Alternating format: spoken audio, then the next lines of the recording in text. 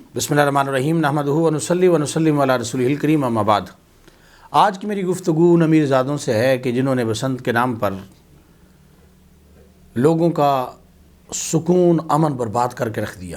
یاد رکھیں، یہ ہلے گلے، یہ عیش پرستی قرآن و سنت میں اس کی کوئی جگہ نہیں ہے۔ قرآن مجید فرقان حمید میں سے چند آیات میں آپ کے سامنے پیش کر رہا ہوں، آپ ذرا تصور کریں اور اپنی زندگی کے بارے میں سوچیں کہ آپ کیسے زندگی بسر کر رہے ہیں۔ قرآن مجید میں سورہ ہود ہے اور سورہ ہود کی آیت نمبر 116 ہے۔ اللہ پاک فرماتا ہے وَاتَّبَعَ الَّذِينَ ظَلَمُوا مَا أُتْرِفُوا فِيهِ وَكَانُوا مُجْرِمِينَ، اور ظالم اسی عیش کے پیچھے پڑے رہے جو انہیں دیا گیا اور وہ گناہگار تھے۔ اب قرآن پاک کی اس آیت کے اندر خداوند قدوس نے عیش و عشرت کی نفی کی ہے کہ تم عیش و عشرت میں پڑھ کر اپنی زندگی کو برباد کر رہے ہو، آخرت میں تو نے جا کے جواب بھی دینا ہے۔ اور قرآن مجید سورہ ابراہیم ہے اور سورہ ابراہیم کی آیت نمبر 21 ہے۔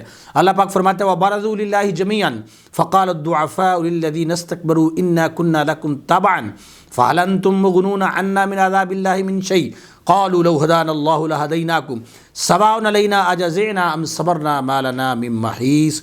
اللہ پاک فرماتا ہے اور سب اللہ کے حضور اعلانیہ حاضر ہوں گے تو جو کمزور تھے بڑائی والوں سے کہیں گے ہم تمہارے تابع تھے، کیا تم سے ہو سکتا ہے کہ اللہ کے عذاب میں سے کچھ ہم پر سے ٹال دو؟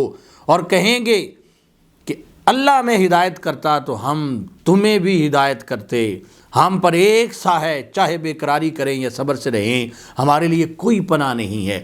اب یہاں پر بھی اللہ پاک فرما رہا ہے کہ قیامت کے دن امیر لوگ اور غریب لوگ آپس میں لڑ پڑیں گے، اور غریب کہیں گے کہ ہمیں برباد کیا تو امیروں نے کیا، ان کے پیچھے لگ کے ہم نے اپنی زندگی کو برباد کر دیا، یہ عیش پرستی میں تھے تو ہم بھی ان کے پیچھے لگ کر اپنے آپ کو برباد کر رہے تھے۔ قرآن مجید کے اس مقام پر بھی اس لڑائی کا ذکر ہے کہ امیر زادے غریب آپس میں لڑیں گے۔ اور پھر آگے سورہ بنی اسرائیل ہے، آیت نمبر 16 ہے۔ اللہ پاک فرماتا ہے وَإِذَا أَرَدْنَا أَن نُهْلِكَ قَرْيَةً أَمَرْنَا مُتْرَفِيهَا فَفَسَقُوا فِيهَا فَحَقَّ عَلَيْهَا الْقَوْلُ فَدَمَّرْنَاهَا تَدْمِيرًا کہ اللہ فرماتا ہے جب ہم ارادہ کرتے ہیں کسی بستی کو ہلاک کرنے کا تو ہم اس کے امیر زادوں کو حکم کرتے ہیں، لیکن وہ ہماری بات نہیں مانتے اور وہ فسق کرتے ہیں، ان پر ہماری بات سچی ثابت ہوتی ہے تو ہم نے ان کو تباہ و برباد کر دیا۔ اب یہاں پر بھی اللہ پاک ان امیر زادوں کی امیر زادی پر خداوند قدوس یہ واضح طور پر حکم فرما رہا ہے کہ اپنی زندگی کو برباد نہ کرو اور ہلاکت کا سبب نہ بنو، تمہاری یہ عیش و عشرت تمہیں برباد کر دے گی، تمہیں تباہ کر دے گی۔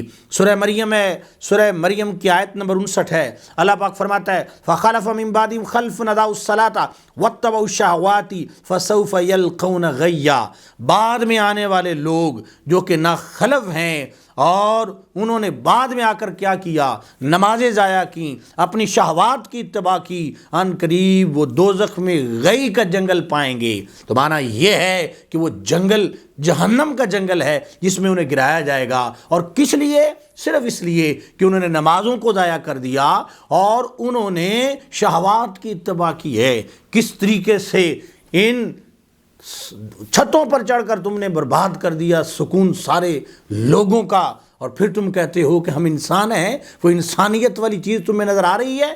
نہیں آ رہی۔ فَسَوْفَ يَلْقَوْنَ غَيًّا کا حکم بھی یاد رکھنا یہ تمہارے لیے ہے۔ آگے قرآن مجید فرقان حمید کے اگلے مقام پہ اللہ فرماتا ہے وَكَمْ قَسَمْنَا مِنْ قَرْيَةٍ كَانَتْ ظَالِمَةً وَأَنشَأْنَا بَعْدَهَا قَوْمًا آخَرِينَ، کتنی ہی بستیاں ہیں جو ہم نے تباہ کر دیں جو کہ ظالم تھیں، ستمگر تھیں، ان کے بعد پھر ہم نے دوسری قوم کو پیدا کیا۔ فَلَمَّا أَحَسُّوا بَأْسَنَا، جب انہوں نے ہمارے عذاب کو دیکھا، إِذَا هُم مِّنْهَا يَرْكُضُونَ، جب ہی وہ اس سے بھاگنے لگے تو کیا کہا رب نے؟ لَا تَرْكُضُوا، نہ بھاگو، وَارْجِعُوا إِلَىٰ مَا أُتْرِفْتُمْ فِيهِ، کہ جو تم عیش و عشرت میں پڑے ہوئے تھے لوٹ جاؤ اس کی طرف، اپنے گھروں کو لوٹ جاؤ، تم سے سوال کیا جائے گا۔ پھر کیا کہیں گے؟ قالوا یا ویلنا انا كنا ظالمین، بولیں گے ہائے خرابی، بے شک ہم ظالم تھے۔ ظالموں کا قرآن مجید نے بار بار واضح طور پر ان کے لیے احکامات نازل فرمائے ہیں کہ یہ ظلم ہے جو تم کر رہے ہو۔ امیر زادے ان حالات کے اندر کس طریقے سے ظلم کرتے ہوئے نظر آتے ہیں اور لوگوں کا سکون برباد کرتے نظر آتے ہیں۔ سورہ یاسین ہے اور سورہ یاسین کی آیت نمبر 47 ہے۔ اللہ پاک فرماتا ہے وَإِذَا قِيلَ لَهُمْ مُنْفِقُوا مِمَّا رَزَقَكُمُ اللَّهُ قَالَ الَّذِينَ كَفَرُوا لِلَّذِينَ آمَنُوا أَنُطْعِمُ مَن لَّوْ يَشَاءُ اللَّهُ أَطْعَمَهُ إِنْ أَنْتُمْ إِلَّا فِي ضَلَالٍ مُّبِينٍ۔ اور جب کہا جائے ان کے لیے کہ خرچ کرو اس میں سے جو اللہ پاک نے تمہیں رزق عطا فرمایا، تو کافر کہتے ہیں ان کے لیے جو ایمان والے ہیں کہ کیا ہم انہیں کھلائیں؟ اگر اللہ تعالیٰ چاہتا تو انہیں کھلا دیتا۔ اللہ فرماتا ہے تم تو نہیں مگر کھلی گمراہی کے اندر ہو۔ تو یہ بھی واضح طور پر دولت مندوں کے بارے میں واضح طور پر اللہ پاک نے سورہ یاسین کے اندر احکامات نازل فرمائے ہیں۔ آگے سنیں، یہ قرآن مجید کی سورہ واقعہ ہے اور سورہ واقعہ کی آیت نمبر 41 ہے وَأَصْحَابُ الشِّمَالِ مَا أَصْحَابُ الشِّمَالِ، اور بائیں طرف والے کیسے ہیں بائیں طرف والے، فی سموم وحمیم، جلتی ہوا کے اندر اور کھولتے پانی میں ہوں گے، وَظِلٍّ مِّن یَحْمُومٍ، اور جلتے دھوئیں کی چھاؤں میں ہوں گے، لا بارد ولا کریم، جو نہ ٹھنڈی ہے نہ عزت والی ہے، انہم کانوا قبل ذالک مترفین، بے شک وہ اس سے پہلے نعمتوں میں تھے، وکانوا یصرون علی الحنث العظیم، اور اس بڑے گناہ کی ضد رکھتے تھے۔ یہ بھی واضح طور پر اللہ پاک نے ان امیر زادوں کے بارے میں حکم ارشاد فرمایا کہ جو اپنی امیر زادی میں رب کو بھول جاتے ہیں۔ آگے سنیں قرآن مجید فرقان حمید میں اللہ فرماتا ہے، اور یہ سورہ فجر ہے اور سورہ فجر کی آیت نمبر 15 ہے فَأَمَّا الْإِنسَانُ إِذَا مَا ابْتَلَاهُ رَبُّهُ فَأَكْرَمَهُ وَنَعَمَهُ فَيَقُولُ رَبِّي أَكْرَمَنِ، لیکن انسان جب ہم اسے رب اس کا آزماتا ہے، اس انسان کو اللہ اسے عزتیں دیتا ہے، اللہ نعمتیں دیتا ہے، تو وہ کہتا ہے اللہ نے مجھے عزت دی ہے۔ وَأَمَّا إِذَا مَا ابْتَلَاهُ، اور جب اللہ پاک اسے آزماتا ہے فَقَدَرَ عَلَيْهِ رِزْقَهُ، اور ان پر رزق تنگ کر دیتا ہے، فَيَقُولُ رَبِّي أَهَانَنِ، تو کہتا ہے میرے رب نے مجھے خوار کیا۔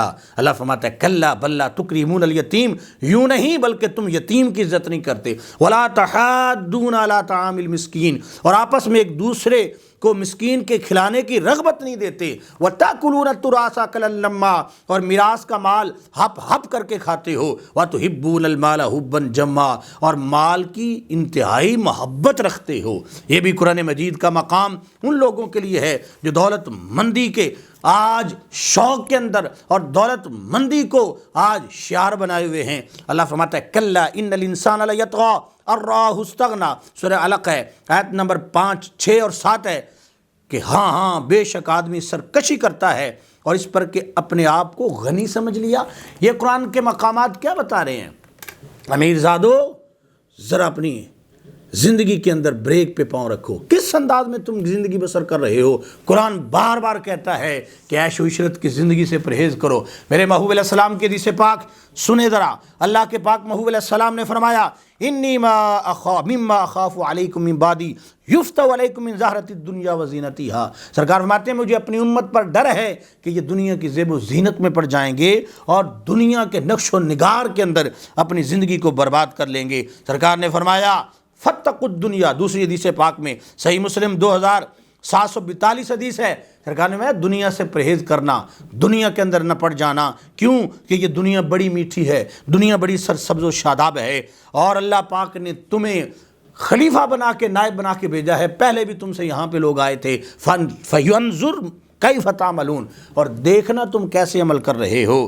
میرے بھائیو، قرآن کا احکامات میرے مصطفیٰ کے فرامین اس بات کی واضح دلیل ہیں کہ میرے محبوب علیہ السلام نے عیش پرستی سے منع فرمایا، عیش و عشرت کی زندگی سے منع فرمایا۔ اور یہاں پر بڑی خوبصورت بات ہے، حضرت فضالہ گورنر تھے اور ایک بسیدہ سا لباس پہنا ہوا ہے، حضرت عبداللہ بن بریدہ کہتے ہیں میں نے کہا کہ میں تو آپ کے پاس آیا تھا حدیث سننے کے لیے اور آپ اتنے بڑے گورنر ہو کر کیسا لباس پہنا ہوا ہے؟ تو اس وقت حضرت فضالہ کہنے لگے کانا ینہانا عن کثیر من الارفاء، میرے محبوب علیہ السلام نے ہمیں زیب و زینت سے اور عیش پرستی سے منع فرمایا ہے، اس لیے میں نے ایسا اپنا حال بنایا ہے۔ اور جب چلے تو ننگے پاؤں چلنا شروع ہو گئے۔ تو آپ نے کہا آپ گورنر ہو کر ننگے پاؤں چل رہے ہیں؟ تو آپ نے فرمایا ہمارے محبوب علیہ السلام نے فرمایا تھا کہ کبھی کبھی جوتے کے بغیر بھی چلا کرو۔ وجہ کیا ہے؟ تاکہ دل میں عاجزی پیدا ہو، یہ جو شوق اور عیش و عشرت ہے یہ پیدا نہ ہو۔ اس لیے میرے بھائیوں یاد رکھیں، ہمیں اپنی زندگی کو برباد نہیں کرنا چاہیے اس دولت کے شوق میں اور اس امیری کے شوق میں۔ اللہ تعالی ہمیں قرآن و سنت پر عمل کرنے کی توفیق عطا فرمائے۔ وما علیہ الا البلاغ المبین۔